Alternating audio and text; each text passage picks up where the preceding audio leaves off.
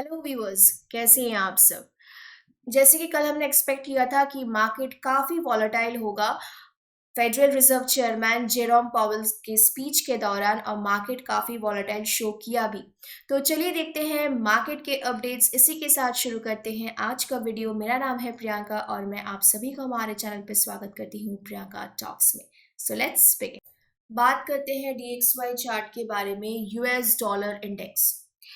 Federal reserve chairman का मानना है कि आने वाले समय में इंटरेस्ट रेट हाइक की जरूरत पड़ सकती है, जिसके चलते हमें कल डीएक्सवाई मतलब डॉलर इंडेक्स पे काफी हद तक बुलिशनेस नजर आया। ठीक है, तो डीएक्सवाई ने कल हाई बनाया 104.43 का एंड अल्टीमेटली क्लोज हुआ है 104.18 पे। तो जैसे कि हम क्लियरली देख सकते हैं कि मार्केट अच्छे तरीके से अप ट्रेंड पे है। तो ऑब्वियसली यूएस डॉलर के बाकी के जो ट्रेड्स है, आपको उसी तरह से ट्रेंड को फॉलो करते हुए ट्रेड लेना है। तो डॉलर फिलहाल अप ट्रेंड में ही है, जैसे कि आप देख सकते हैं। सो हमें प्रेशर्स दिख रहा है, जैसे euro USD, gold USD, GBP USD and up move हमें देखने को मिल रहा है बाकी पेयर्स में, जैसे USD JPY, USD CAD, USD CHF पे। तो कोई भी आपके डॉलर पेयर्स के ट्रेड हो, आपको अकॉर्डिंगली ही प्लान करना है। तो डीएक्सवाई के चार्ट में हम क्लियरली देख पा रहे हैं कि अप ट्रेंड मार्केट है और यहाँ पे डायनेमिक सपोर्ट का काम कर रहा है 50 मूविंग एवरेज और 100 मूविंग एवरेज। सो मंडे को अगर मार्केट नीचे की तरफ जाता है, तो आप लोग ये मान के चल सकते हैं कि मार्केट को फिर से 50 मूविंग एवरेज और 100 मूविंग एवरेज पे सपोर्ट मिल जाएगा। मार्केट ओपनिंग के बाद अगर एक दो रेड कैंडल अगर शो करता भी है, उसे ट्रेंड रिवर्सल कंसिडर मत कीजिएगा, वो बस करेक्शन होगा। तो अगर मार्केट नीचे की तरफ आता है तो 100 मूविंग एवरेज और 50 moving average and dynamic support का काम करेगा, और ये लेवल्स सोच सकते हैं 103.50 के आसपास और 103 के आसपास। मैं फिर से आप लोग को लेवल टाइप करके बता दे रही हूँ, नोट कर लीजिएगा 103.50 और 103 के आसपास। ठीक है, तो फिलहाल डीएक्सवाई टेक्निकली और फंडामेंटली दोनों तरफ से ही बुलिश है। सो प्लीज इस पे ध्यान जरूर से दीजिएगा। और आप रेजिस्टेंस के बारे में अगर सोच रहे हैं तो फिलहाल डीएक्सवाई पे अगला जो रेजिस्टेंस है वो है 104.70, 104.80 के आसपास। मैं फिर से बता दे रही हूँ, रेजिस्टेंस जो होगा 104.70 और 104.80। ठीक है, मैं सपोर्ट को भी एक बार फिर से, सपोर्ट का जो लेवल है मैं फिर से आप लोग को और एक बार दिखा दे रही हूँ, थोड़ा नोट कर लीजिएगा ध्यान से। 103.50 और है 103। ठीक है, तो आशा करती हूँ आप लोगों को क्लियर हो गया होगा। लेकिन एक बात है, ऐसे सिचुएशन में ज्यादातर रेजिस्टेंस काम नहीं करता है, क्योंकि मार्केट टेक्निकली और फंडामेंटली बुलिश है। ठीक है, तो गोल्ड के चार्ट पे 1 आवर टाइम फ्रेम पे, तो यहाँ पे हम देख सकते हैं कि गोल्ड ने काफी कल वॉलेटिलिटी शो किया। गोल्ड ने हाई बनाया 1922 का और गोल्ड ने लो बनाया 1903 का। ठीक है, तो कल यूएस सेशन से पहले मेरा जो वीडियो आया था, हमने डिस्कस किया था एक बाउंस के रिगार्डिंग 1903 के आसपास, 1903 के आसपास, और हमें वो बाउंस मिला भी। तो यूजुअली न्यूज के वक्त फिबोनाची काम नहीं करता है, लेकिन कल जो फिबोनाची का जो 50% रिट्रेसमेंट लेवल था प्राइस एक्शन के साथ मिलके बहुत ही अच्छी तरीके से काम कर गया। तो यहाँ से हमें कंफर्मेशन मिलता है कि हमारा फीबो का जो सेटअप है वो सही है। तो मंडे को अगर फिर से मार्केट नीचे की तरफ आता है ओपन होने के बाद, तो हम मान के चल सकते हैं कि हमारा जो अगला फीबो लेवल है 1900 के आसपास वो भी काम करेगा, 1900। सो 1900, 1900, 1899 हमारा अगला सपोर्ट है गोल्ड के चार्ट पे, मंडे के लिए भी और ट्यूसडे को भी ये काम कर जाएगा। अब मैं टाइप करके बता दे रही हूँ, आप लोग नोट कर लीजिएगा, ठीक है।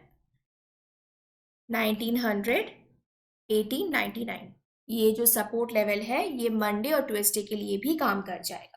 लेकिन मंडे को मार्केट बहुत ज़्यादा वॉलेटाइल नहीं रहता है, स्पेशली मार्केट ओपनिंग के बाद मार्केट साइलेंस ही रहता है। तो अगर आप देखते हो कि मार्केट ओपन होने के बाद धीरे धीरे नीचे की तरफ आ रहा है, तो आप मान के चल सकते हो कि 1903 मतलब 1903 का मतलब कल का जो सपोर्ट लेवल था जो मैंने बताया था 1903, 1903, 1904 वो फिर से काम कर सकता है। तो यहाँ पे वॉलेटिलिटी का एक अहम भूमिका रहेगा, ठीक है। सो गोल्ड के चार्ट पे फिलहाल दो ही सपोर्ट है 1903 के आसपास अगर मार्केट लो वॉलेटाइल रहा, और 1900 लेवल एक साइकोलॉजिकल सपोर्ट भी है। 1903 का भी मैं जो सपोर्ट लेवल है वो भी मैं टाइप करके बता दे रही हूँ। कल का जो मैंने लेवल बताया था 1903 के आसपास, ठीक है। और 1900 का जो ये लेवल है वो एक साइकोलॉजिकल सपोर्ट भी है। तो और अगर मार्केट ऊपर की तरफ जाता है तो फिर से यहाँ पे वॉलेटिलिटी का एक अहम भूमिका रहेगा। जो इमीडिएट जो रेजिस्टेंस है गोल्ड के चार्ट पे वो है 1922 से लेके 1924 के आसपास। मैं टाइप करके बता दे रही हूँ, नोट कर लीजिएगा। 1922, 1902 से लेके 1924, ठीक है, इमीडिएट जो रेजिस्टेंस लेवल होगा। तो यहाँ पे एक जोन बना हुआ है, लेकिन मार्केट ने ऑलरेडी 3 बार इस जोन को टेस्ट कर लिया है, तो हमें थोड़ा केयरफुल होना पड़ेगा। मार्केट ओपन होने के बाद अगर आप देखते हो कि मार्केट ऊपर जा रहा है छोटे छोटे कैंडल्स के साथ, इसका मतलब है मार्केट में ज़्यादा वॉल्यूम नहीं है, और वॉल्यूम नहीं है तो ब्रेकआउट का संभावना भी कम है। तो इन दैट केस 1921, 1922, 1923 के आसपास मार्केट फिर से रिवर्सल लेगा और आप वहां पे एक सेल ले सकते हैं। मैं टाइप करके बता दे रही हूं,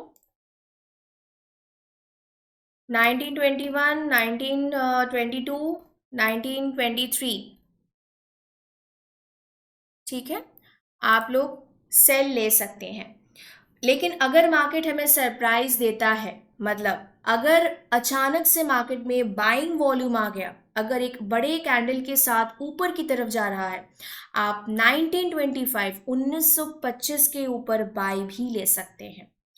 तो 1925 के ऊपर बाई होगा और आपका जो एग्जिट होगा वो होगा 1929 के अराउंड, क्योंकि 1930 आपका अगला रेजिस्टेंस है।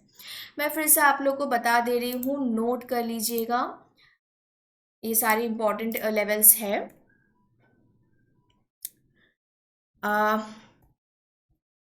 एंट्री का जो लेवल होगा वो होगा 1925 के ऊपर, और जो आपको एग्जिट करना है वो होगा 1929 के अराउंड, ठीक है, बाय, ठीक है।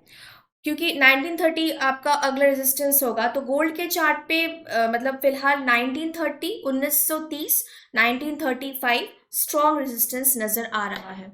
मैं आप लोगों को बता दे रही हूँ, स्ट्रॉन्ग रेजिस्टेंस है 1930, 1935, ठीक है। इसलिए अगर आप लोग अगर बाय लेते हैं, मतलब 1925 के ऊपर अगर बाय लेते हैं तो 1929 पे ही आप लोग एग्जिट कर जाइएगा, ठीक है, याद से।